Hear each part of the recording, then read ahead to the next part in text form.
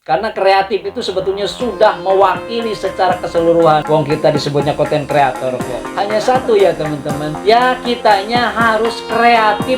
Sudah nggak ada lagi. Gaji yang kita dapatkan dari AdSense sama sekali tidak tergantung kepada jumlah subscribe channel teman-teman. Apakah dengan bertambahnya subscribe memang menjamin akan secara otomatis bertambahnya pula penghasilan kita dari AdSense? Assalamualaikum warahmatullahi wabarakatuh. Bertemu kembali dengan Kang Asik, channelnya sahabat YouTuber pemula. Bersama Kang Asik, pokoknya segala sesuatu itu kita asikin saja. Hari ini Kang Asik katakan dengan keyakinan dan pengalaman yang terjadi di lapangan selama ini bahwa jadi YouTuber itu tidak diwajibkan pinter dan pro. Jadi tidak selalu seperti itu. Untuk itu mari kita berbincang sejenak seputar perkembangan channel YouTube kita masing-masing tentunya. Alhamdulillah kalau memang perkembangan channel teman-teman semua semakin dinamis. Artinya grafiknya semakin menaik ke arah kebaikan. Itu artinya potensial untuk berhasil semakin nampak di depan mata. Insya Allah ya, yang penting kita terus berusaha. Tapi bagaimana dengan beberapa channel teman-teman atau termasuk channel Kang Asik sendiri? Ya sepertinya selama ini seperti jalan di tempat, akan tetapi ya tidak begitu juga, maju step by step, sedikit demi sedikit. Ya daripada tidak berjalan sama sekali, kan seperti itu ya teman-teman.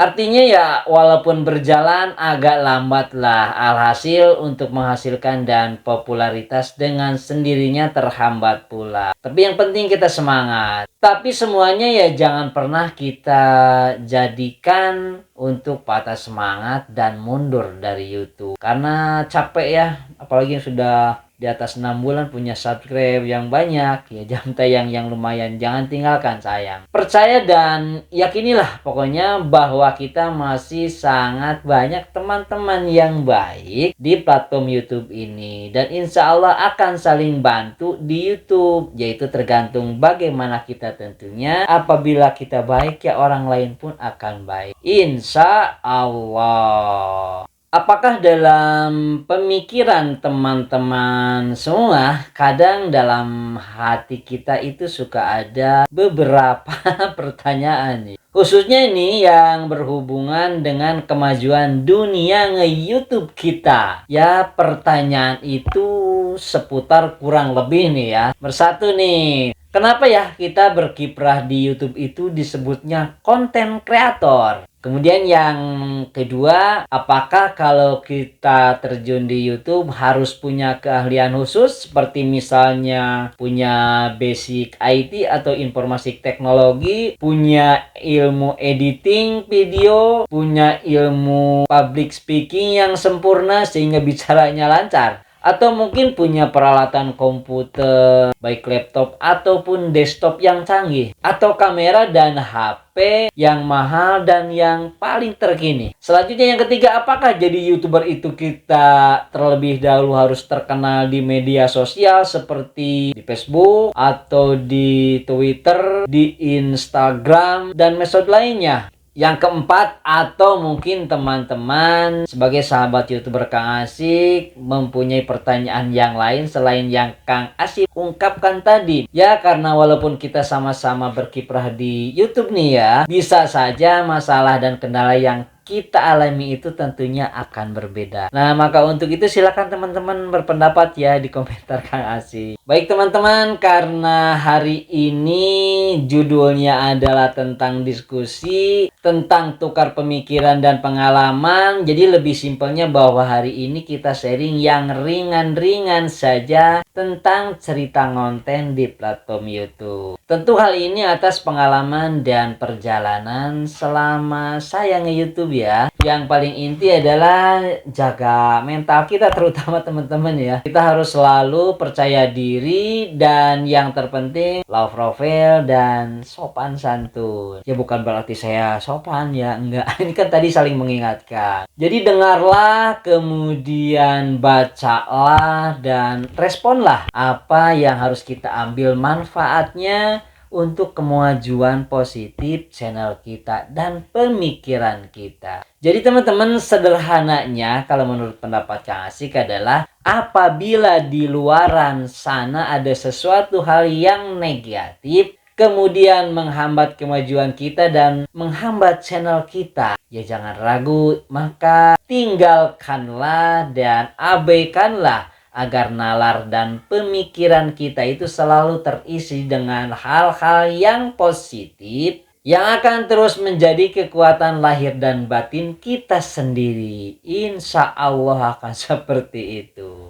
Andai kita ingin jadi YouTuber harus terkenal dulu di media sosial lain seperti di Facebook, kemudian Twitter, atau mungkin Instagram, serta media sosial lainnya, Kang Asik pikir ini adalah sesuatu yang tidak mutlak teman-teman. Tidak harus seperti itu ya. Contoh sederhananya begini. Andai kita mau memberikan dan menyampaikan sebuah pengalaman tentang bagaimana cara membuat thumbnail atau banner YouTube yang mudah dan simpel di dalam channel kita. Misalnya ya. Apakah dari pihak YouTube sendiri ada keharusan bahwa kita harus memiliki akun Facebook atau akun Twitter atau akun Instagram? Kang Asik yakini ya bahwa ini 100% tidak ada prasyarat seperti itu. Yang terpenting walaupun misal sangat sederhana konten video kita, apabila pembahasannya memuaskan kepada penonton dan mewakili apa yang penonton butuhkan dengan cara penyampaiannya yang sederhana dan tidak berbelit-belit, maka insya Allah lambat laun channel kita akan semakin berkembang secara alami dan dikenal oleh publik. Itu sih yang Kang Asik perhatikan selama ini ya teman-teman. Tapi bagaimana ya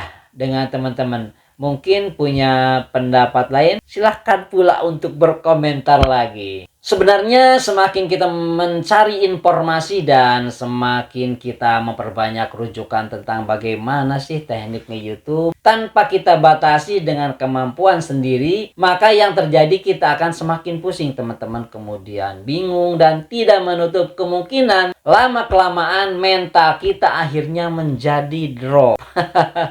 Mengapa alasannya mental kita bisa jadi ngedrop Kang Asik? Karena setiap kali kita punya ide dan kemudian ingin membuatnya ke dalam konten video di channel kita, dalam pikiran kita kadang-kadang ini ternyata orang lain sudah banyak yang buat, dan kita andai pun mungkin memaksakan diri untuk membuat tidak akan sehebat mereka. Inilah akibatnya apabila konten kreator kebanyakan menyimak video orang lain untuk menjadi sumber inspirasi, tetapi tidak mengukur dengan kemampuan diri yang ada. Padahal kalau kata Kang Asik dan pengalaman Kang Asik ya teman-teman, ya lakukanlah dengan kemampuan kita apa adanya. Yang penting kreatif. Hal ini bukan berarti kita tidak boleh ingin seperti channel orang lain yang kemajuannya sangat pesat menurut pemahaman kita itu ya. Padahal sebenarnya belum tentu benar, karena nyaris rata-rata secara umum ini ya, melihat kehebatan channel kreator itu hanya pada jumlah subscribe dan jam tayangnya saja. Sejatinya padahal tidak mutlak seperti itu. Atau walaupun memang konten kreator terkenal ya, kalau baru membuat channel ataupun konten videonya subscriber dan viewernya masih sedikit, kan bisa saja terjadi seperti itu ya. Jadi itu bukan jaminan untuk subscribe dan jam tayang seperti itu. Mengapa Kang Asik berpendapat seperti ini? Sebab antara channel yang sudah dimonetisasi dan belum dimonetisasi, kalau menurut Kang Asik ya secara global bahwa perbedaannya itu sangat tipis ya. Nomor satu nih, bagi channel yang belum monetisasi, urusan subscribe dan jam tayang ini bukan menjadi rahasia umum lagi. Asal mau berjuang, asal mau kerja keras, ternyata teman-teman, untuk urusan subscribe dan jam tayang itu relatif mudah untuk kita dapatkan. Tinggal tanya saja pada diri sendiri sebetulnya ya, dan kemampuan diri sendiri. Sudah siapkah apabila channel kita dimonetisasi? Karena kenapa Kang Asik berbicara seperti ini? Kalau untuk subscribe dan jam tayang silakan saja. Teman-teman sangat banyak sekali kan buktinya sekarang yang menjual dan sebagainya. Kalau memang ingin cepat dimonetisasi, ya sudah silakan beli.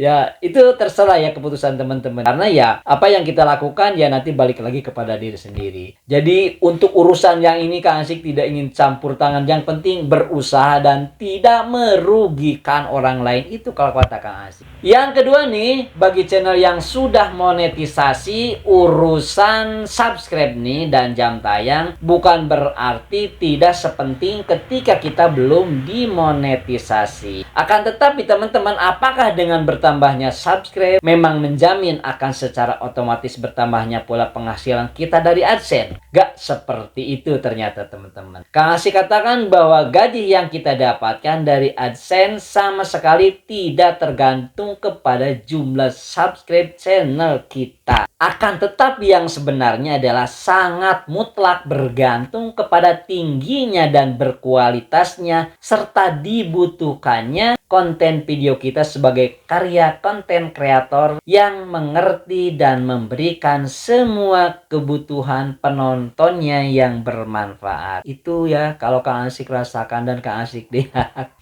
Sehingga apabila kebutuhan penonton kita terpenuhi dan merasa puas, maka dengan sendirinya jumlah viewer pun akan meningkat pula dengan sendirinya sebetulnya teman-teman. Apabila penonton meningkat, maka YouTube akan merekomendasikan video kita itu ke lebih banyak penonton lainnya. Lebih spesifik lagi tentunya yang sejenis ya temanya. Apabila rekomendasi YouTube kita dapatkan dengan sempurna, maka kesempurnaan penghasilan pun dengan sendirinya akan kita dapatkan dari AdSense. Karena kita sebagai konten kreator, kuncinya sebetulnya secara keseluruhan hanya satu ya teman-teman. Ya kitanya harus kreatif, sudah nggak ada lagi. Karena kreatif itu sebetulnya sudah mewakili secara keseluruhan. Wong kita disebutnya konten kreator kok. Jadi kadang-kadang kalau kata ngasih ya percuma kalau alat pendukung misalnya komplit, kemudian modern, serta konten kreatornya pinter nih ya, luar biasa pokoknya tidak diragukan. Tapi malas, itu dijamin tidak akan jadi apa-apa. Saya Kang Asik, berjumpa lagi di video selanjutnya. Wallahul muwaffiq ila aqwamit thoriq. Assalamualaikum warahmatullahi wabarakatuh. Jos.